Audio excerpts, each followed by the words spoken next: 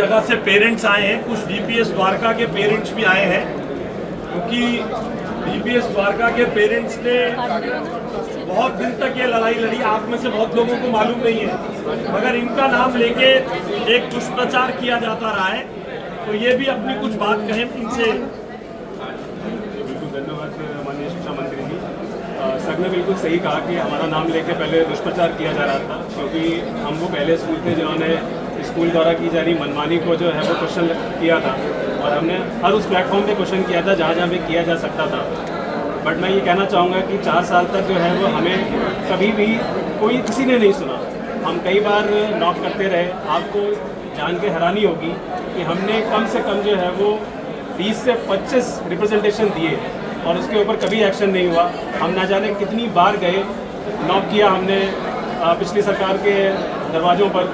मैं नाम नहीं लेना चाहता हूँ, बट ये आपको पूरी तरह से पता है कि हमारे पूर्व शिक्षा मंत्री और हमारे पूर्व मुख्यमंत्री जी के पास हम कितनी बार गए, बट हमें कभी भी मिलने का मौका नहीं मिला। बट मैं आपको बता दूं कि माननीय शिक्षा मंत्री जी ने हमको पहली मीटिंग में ही बुला लिया था, और होली के पहले हम सर से मिले थे, और सर ने हमें आश्वासन दिया था कि आप हमें केवल जो है वो 15 दिन का टाइम दो, हम इसके ऊपर जो है वो ज़रूर कार्रवाई करेंगे। और आज आप जो देख रहे हैं, जो आज एक बिल आया है जिसके अंदर पेरेंट्स की जो भागीदारी बढ़ाई गई है, ये पहली बार हुआ है। अगर आप DSCR एक्ट में देखें 1973 का, इसमें पेरेंट्स वर्ड है ही नहीं, लेकिन इस बिल में पहली बार पेरेंट्स को इंटीग्रेट किया गया है, जहाँ पे पेरेंट्स अपनी बात कह सकते हैं। और बहुत सारी नई नियम लाए गए हैं जिसके कारण जो है वो प्राइवेट स्कूल की मनमानियों के ऊपर जो है वो लगाम लगाई जा सकेगी। तो हमने माननीय शिक्षा मंत्री जी से निवेदन भी किया है कि हमें जो है वो एक अपॉर्चुनिटी दें कि हम लोग भी जो है वो इस बिल के ऊपर थोड़ी अपनी बातें कह सकें और इसको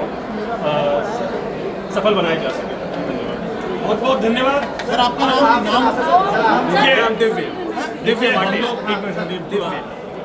देखिए, हमारी सरकार ने 2 महीने के छोटे से कार्यकाल में नरेंद्र मोदी जी के मार्गदर्शन में, मुख्यमंत्री रेखा गुप्ता जी के नेतृत्व में राजनीतिक इच्छा शक्ति दिखाई है, और पिछली सरकारों की तरह विशेष तौर पे आम आदमी पार्टी की सरकार की तरह इन बच्चों को लूट का साधन बनाने के रास्तों को बंद करने का काम किया है।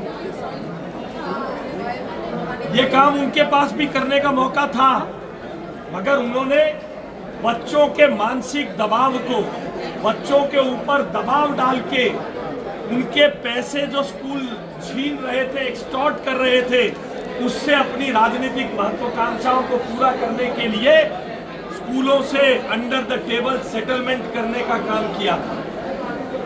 27 साल से हर साल फीस बढ़ती थी।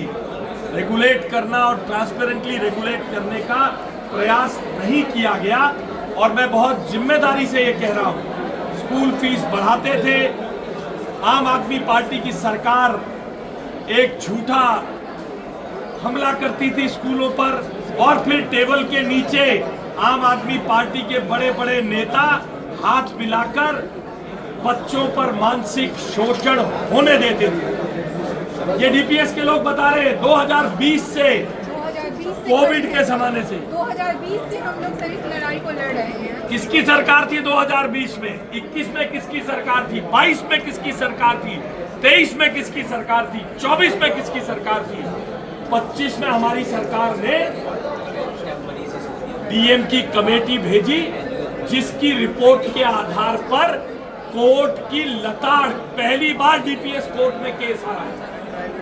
पहली बार 2 केस कोर्ट में हारे। डीपीएस ने ऐसा नहीं है इस सरकार के खिलाफ कोर्ट में जाने की कोशिश की, मगर राजनीतिक इच्छा शक्ति के साथ जायज रिपोर्ट पर काम किया। हम किसी स्कूल से, किसी मैनेजमेंट से हमारी कोई लड़ाई नहीं है। हमारा केवल एक पर्पस है। आज दिल्ली के अलग अलग स्कूलों से आए हुए पेरेंट्स, जिन्होंने आज सरकार का धन्यवाद देने के लिए यहाँ पधारे, उनकी भावनाओं को मैं समझ पा रही हूँ।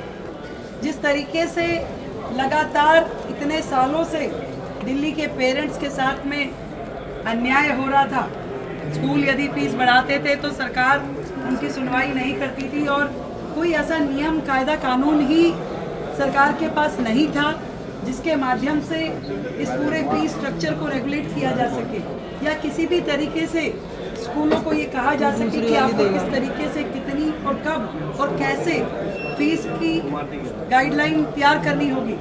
पर जैसे ही पेरेंट्स की आवाज़ हमारे कानों तक, हमारे मन तक पहुंची, अपने इस 2 महीने के छोटे से कार्यकाल में सरकार ने ये नियम लेके आई, ये एक्ट बनाया और इस एक्ट के माध्यम से दिल्ली के सभी 1677 स्कूल, उन सबका फीस रेगुलेट हो पाएगा ट्रांसपेरेंट तरीके से। पेरेंट्स का इन्वॉल्वमेंट, स्कूल मैनेजमेंट का इन्वॉल्वमेंट, हर एक की सहमति से ही आगे फीस बन पाएगी, बढ़ पाएगी। और ये आज की बात नहीं है, फीस लगातार पिछली सरकारों के समय में बढ़ती रही है, परंतु कभी भी सरकार के द्वारा उस फीस को रोका नहीं गया था। पहली बार दिल्ली सरकार ने ये कदम उठाया, एक्ट बनाया, और वो एक्ट जो अपने आप में फुल प्रूफ है, जिसमें हर एक के साथ न्याय है। मैं, हमारे शिक्षा मंत्री आशीष सूद जी ने जिस तरीके से इस पे मेहनत करी, सभी पार्टीज जो इसमें जुड़ी हैं, चाहे वो पेरेंट्स हैं, चाहे एडमिनिस्ट्रेशन है और चाहे टीचर्स हैं, प्रिंसिपल है, सबके साथ बातचीत करते हुए उसको लीगली भी वेट किया गया कि किस तरीके से ये कानून बनाया जा सकता है। आसपास के सभी राज्यों को स्टडी किया गया कि इस नियम को बनाते हुए हर पक्ष का ध्यान रखा जाए।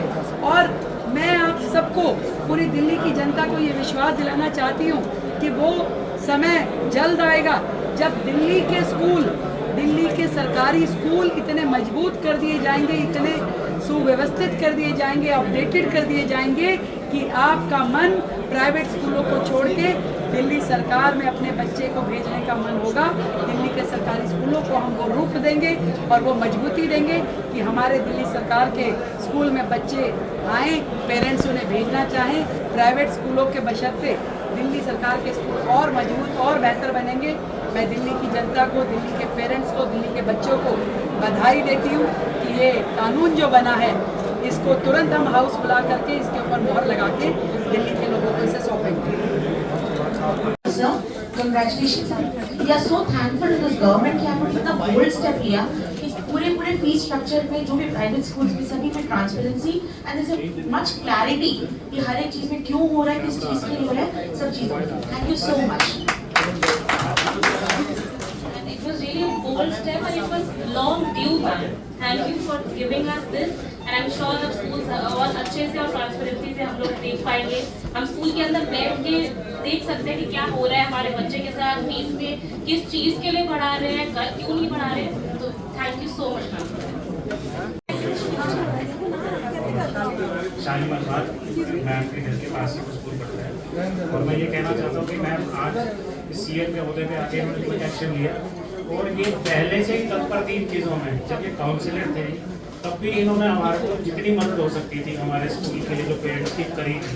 ऐसा नहीं है कि मैम सीट के आने के बाद मैम ने किया, वो तो उनको पावर मिली, पर पहले भी मैम से जो हो सकता था उन्होंने हमारी पेरेंट्स की बहुत हेल्प करी है सीट पे। तो मैम का बहुत बहुत शुक्रिया।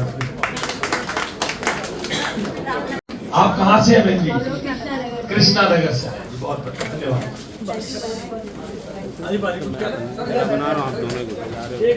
पहले उनको आभार, आप सब यहाँ आए, आप खुशी शेयर करेंगी मैडम। 2 मिनट बैठिए सब, एक एक करके ग्रुप बोलिए आप। हम जिस तरह से 4 सालों तक पीड़ित हो रहे थे, अब हमको बता नहीं सकते हैं कि 2020 से लेकर हम किस तरीके से परेशान थे। केवल हम एज अभिभावक कभी स्कूल, कभी डीओई और कभी कोर्ट के चक्कर लगा रहे थे। इस सरकार ने जो काम अपने 2 महीने के अंदर, 2 महीने तो ज़्यादा ही कहूँगा, मैं माननीय शिक्षा मंत्री जी से 26 मार्च को मिला था और एक्शन 4 अप्रैल को हो गया। ये जो स्पीड है ये काबिले तारीफ है। तो इस स्पीड को और जो डीएम इंस्पेक्शन की रिपोर्ट आई उससे बहुत ज़्यादा इंपॉर्टेंट ये है कि बहुत ऑनेस्ट और बोल्ड रिपोर्ट आई। क्योंकि जनरली क्या होता है, इंस्पेक्शन हो जाते हैं, रिपोर्ट आ जाती है और उन पर खारापुरी हो जाती है। बट जो रिपोर्ट आई, बोल्ड आई, ऑनेस्ट आई और जिस तरीके का ऑर्डर उसके बाद जो कोर्ट ने दिया वो आप सभी ने पढ़ा है। आज के बाद मुझे नहीं लगता कि कोई भी प्राइवेट स्कूल जो है वो बच्चों को इस तरीके से प्रताड़ित कर पाएगा after this government action. We are highly thankful to the action of the government which they have taken in a very small span in time. Thank you so much, sir. Thank you so much. We are really thankful, ma'am, for that. Thanks, sir. And this is on behalf of all the parents. हाँ दीजिए। And this is on behalf of all the parents. Thanks a lot.